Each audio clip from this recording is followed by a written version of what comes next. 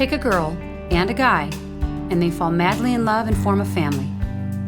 Sprinkle in some counseling degrees and a doctorate, a dream of transforming relationships as we know it. And 20 years later, we give you power couple Dr. Ray and Jean Kadkodian. And this is their podcast, Couples Synergy. Thank you for joining us on another episode of Couples Synergy with Dr. Ray and Jean. Hi, I'm Dr. Ray. And I'm Jean, and this is our podcast about love, marriage, and relationships. Check us out online on our Facebook page and Instagram at Couples Synergy or our website, couplesynergy.com. And be sure to subscribe to our podcast or send us any suggestions on topics you'd like to hear more about. And now on to Couples Synergy, an in-depth look at love, marriage, and relationships, where we bring you our experience helping thousands of couples transform their relationships for nearly 20 years. You know, everyone says you should work on your relationship, but nobody teaches us how. So we've created this podcast as an avenue where people can learn what they can do to create the relationship they've always dreamed of with the partner they fell in love with. You know, Jean, how many couples have we interviewed that are not having dinner with each other? Oh, 90%. 90%. Yeah, you know, that also coincides with the amount of quality time that they're spending with each other. We would say probably an average of 1 hour or less per week, would you say? Yeah. You know, when we lived in tribes, we would gather around a fire. And that would be the time where you're bonding and you're sharing and dreaming together, right? And then when we became more nuclear family, living kind of in our own homes, we gathered around the dinner table. And, you know, when I was a child, that was every night you were there. You were expected to be there. It was an exact time. There was rituals associated with that. Even when I was growing up, too. We sat around the dinner table every night and had dinner as a family. And there was no TV on. What would happen if the phone rang? I know trying in to our house, remember. we were not allowed to answer that phone during dinner. No, we did not either. Yep, that was definitely, it was really carved out time. You know, there might have been some friends that joined in the family dinner, but they were expected to follow the rituals and same rules that the rest of us followed. That was back in the day when you could take the phone off the hook. Yeah. That's right. And there was one phone for the whole family. Right, there was. And you certainly didn't answer it during dinner time. Right, so the time was very sacred, right? And Yep. there are a lot of studies that have been done about families having dinner together and how that is obsolete now. Right. And how it impacts the family as a whole. Right. So now we are gathering around a screen and we're sitting side by side and looking out Or instead of across from. Right, or we're having dinner at different times. You know, like the kids are going to eat and then the parents are just going to eat later. You know, they're just coordinating food for the kids, you know, dinner for this kid who wants this and then dinner for this kid who wants something else. And they're just scrambling. And, you know, there definitely isn't any unity going on. Right.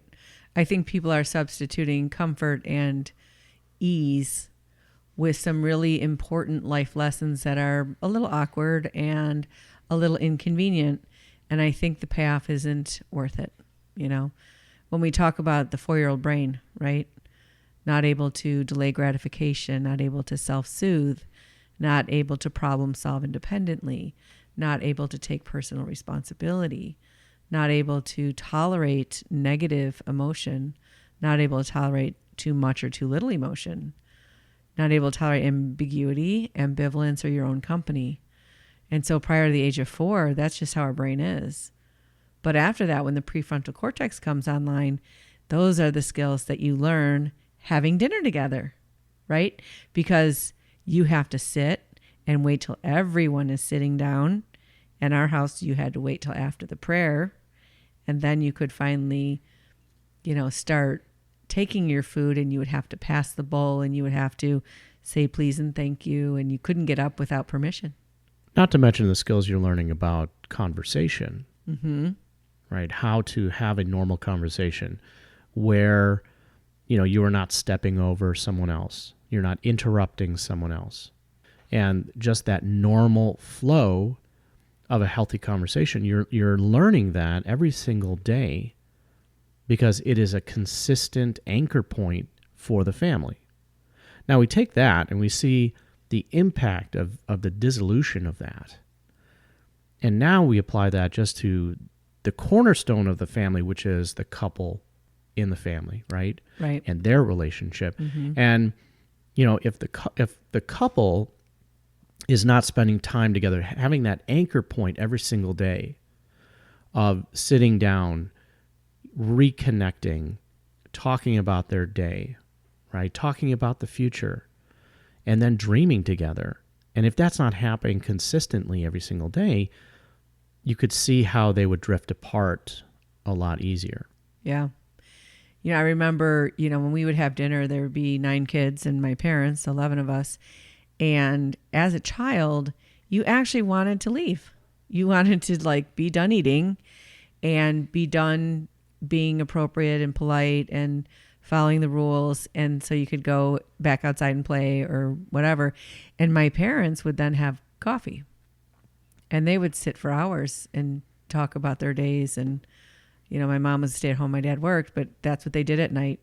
Sometimes people would drop by like other adults, but that was their adult time as well. And that's definitely quality time. Mm-hmm. Yep. And now what we're hearing from couples is that they are spending that time in front of a TV screen. Yeah. Watching their shows together. Right. Which they might feel like that's quality time and they're spending it together, but they're really not. No, there's no relationship behaviors happening when you're watching a show together. Right. Most of the time you're not even talking. Right. You're just watching the program and being entertained. Mm-hmm. And so because of that, you are simultaneously experiencing something without that interaction. Right. There's not even typically affection happening during TV watching time, which would be a great opportunity for affection, right?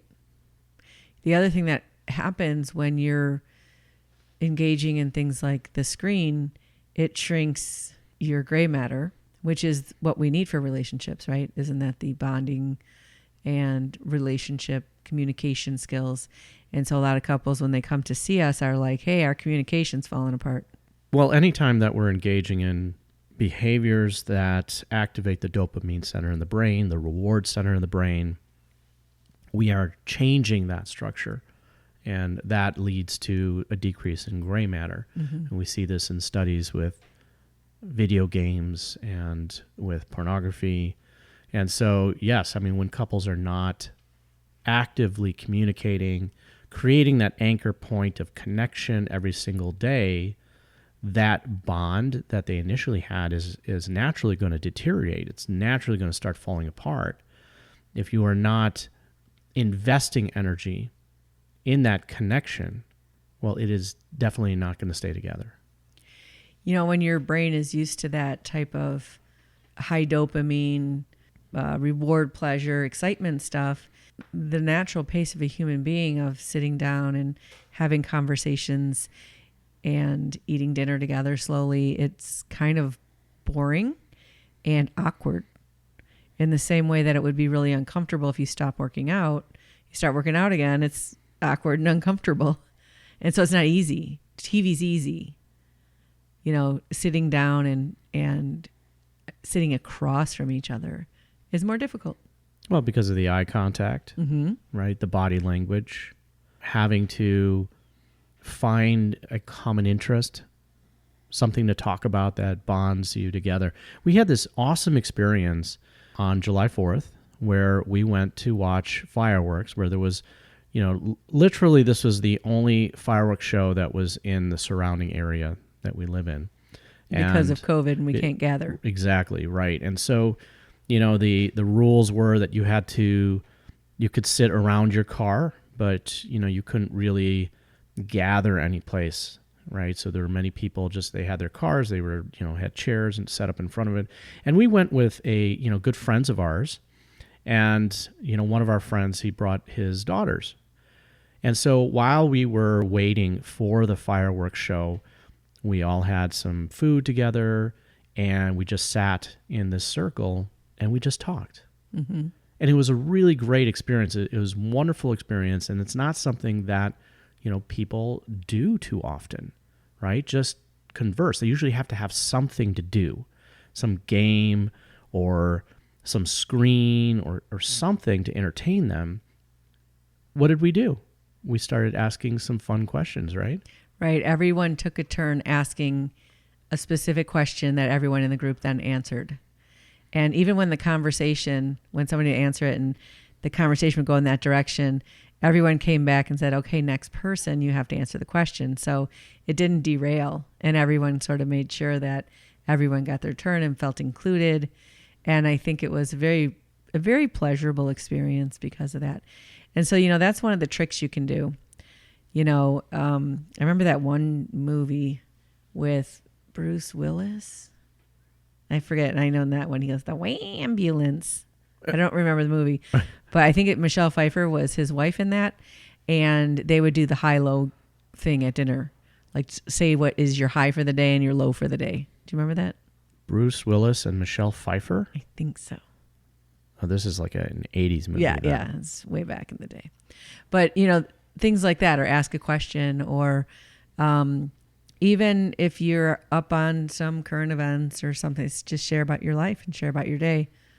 And it is potentially going to be awkward and uncomfortable, and you have the silence, and it's worth pushing through that. We always talk about get bored together, right? Right. And that's part of it. It's work. And when people say you should work on your relationship, they don't mean turn the TV on. They mean actually engage in relationship behaviors. Right. Don't turn the TV on. Don't think that going out with another couple is the same thing. Don't think that going out to dinner and including your child is going to be the same thing. It isn't. Neither is going to the store and shopping together for groceries, okay? Or doing any kind of errand type of activities. This is, a lot of times couples think that, well, we're just going to, kill two birds with one stone. We're spending time together, but we're going out and we are shopping for furniture. Well, that is not quality time. Right. When we were sitting there on July 4th, waiting for the fireworks, when it became dusk, we started to look up into the sky and saw stars and started to talk about planets and constellations. It's that dreaming, it's that creativity, it's this no obligation type of conversation that is quality time or constitutes quality time. Right, because you're not doing problem solving. There's not a right or wrong answer. It's a blank canvas. You're just creating.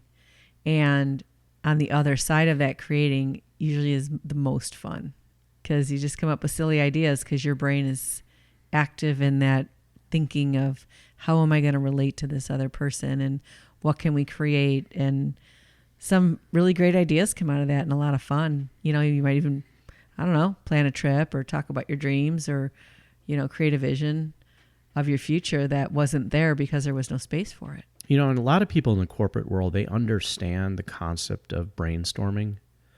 Companies come together, they brainstorm about different ideas or different approaches that they want to take, in order to promote the business, to increase productivity. And when they are in the process of brainstorming, there is no judgment. There is no solution-focused type of approach on this at all, because all you're doing is putting everyone's ideas out there.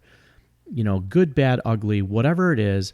And from there, you have a wealth of options that you can research and figure out what is the best approach.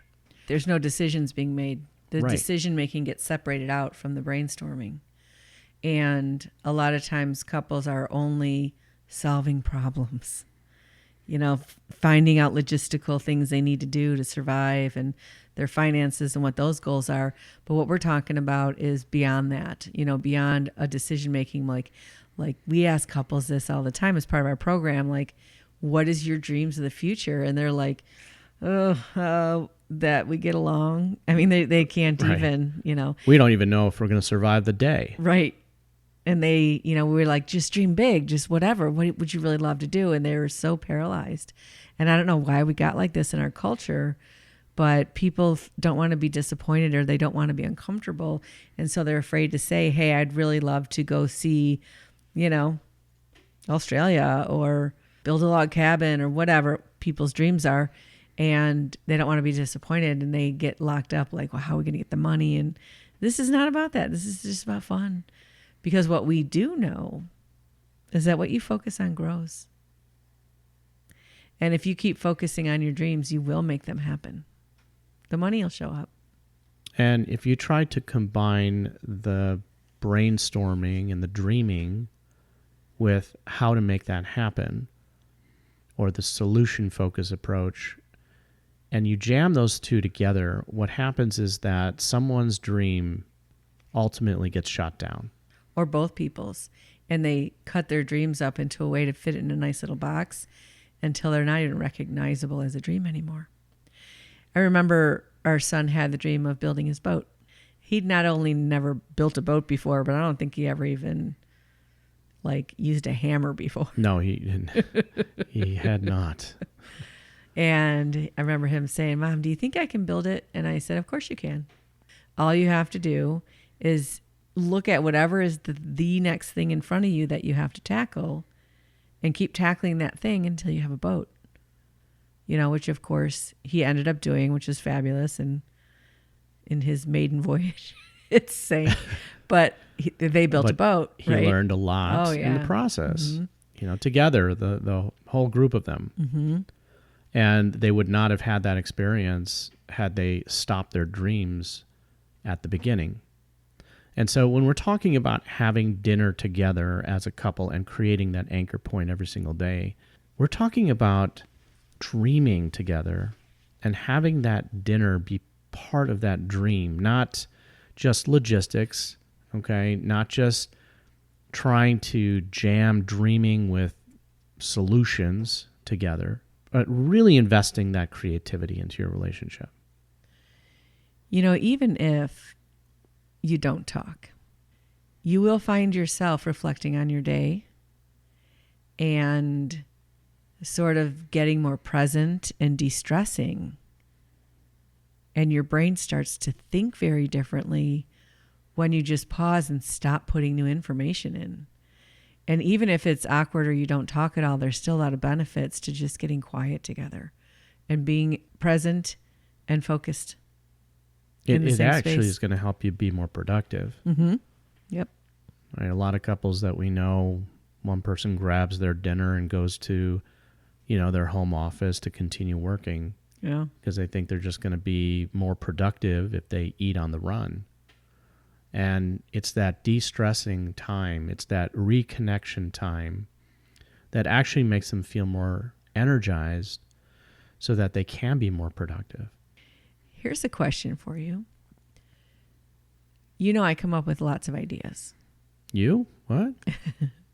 So we're driving the car and I'm like, hey, what about this or what about that? Or we're doing something. Or I ask you to do something and then I ask you to do 3 more things before you finish the first one. So I'm always kind of generating a lot of thoughts and a lot of ideas. How often do I do that when we're watching TV? None. It never happens. Isn't that interesting? Yeah. Because you don't have to create because, right. The TV program is producing that storyline for you and all the details. Mm-hmm. So that's interesting. So it actually shuts down a part of the brain and opens up another part of the brain. And so you stop creating, you stop dreaming, you stop feeling your own feelings and you start feeling the feelings of the people on the screen. Well, how many times have you seen a movie after reading a book and it just does not do it, right? Right.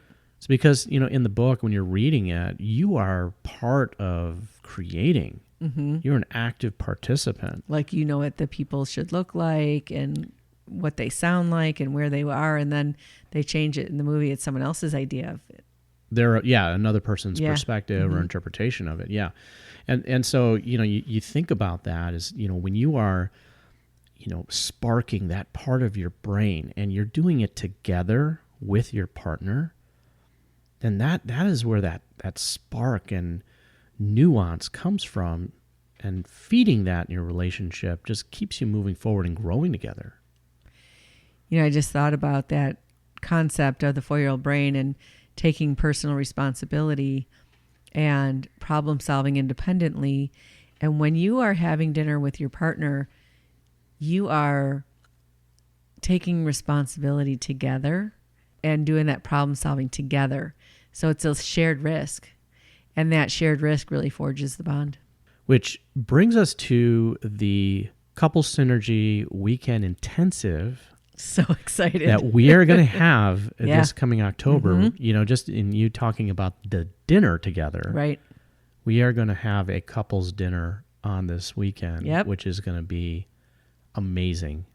And we're going to talk people through it so that they can do it right and it feels good. And we're going to skip all the awkwardness and all the silence and keep it really focused and directed so they can have a really great time. That's our goal.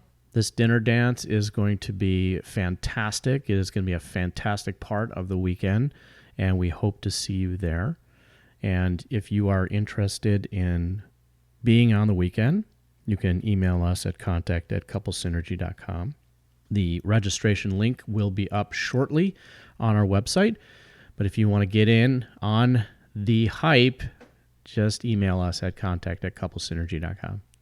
Yeah, and just to get a flavor about how this weekend is going to go, it will have parts that are deeply emotional and connecting, but it's going to have other parts that are really fun and socializing with your partner in a way that you really don't get to do because life's so busy. And so we want the full experience. This is not just a place to work. This is also a place to bond and have fun and enjoy each other.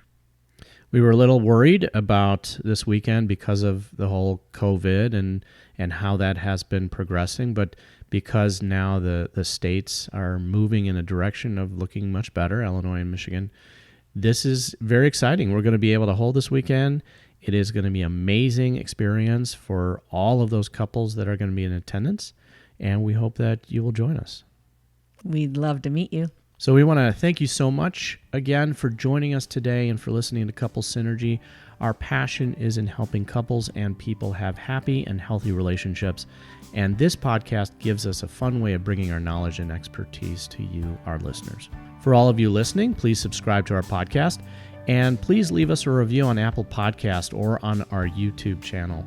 If you have any questions, comments, or topic suggestions, or you would like to be considered as a guest on our podcast, please email us at contact@couplesynergy.com. For more information about Couple Synergy and our programs such as Relationship 101, the Couples Weekend Intensive, and our premier program called Couple to Couple, look us up online at couplesynergy.com. And if you know someone who could benefit from this episode, please download it and share it. And thank you for listening. Until next time, go out there and have a dinner with your spouse. Yes. Also, until next time, synergize your life and synergize your love. You have been listening to Couple Synergy with Dr. Ray and Jean Ketkodian. Couple Synergy was recorded, edited, and produced by Dr. Ray and Jean Ketkodian.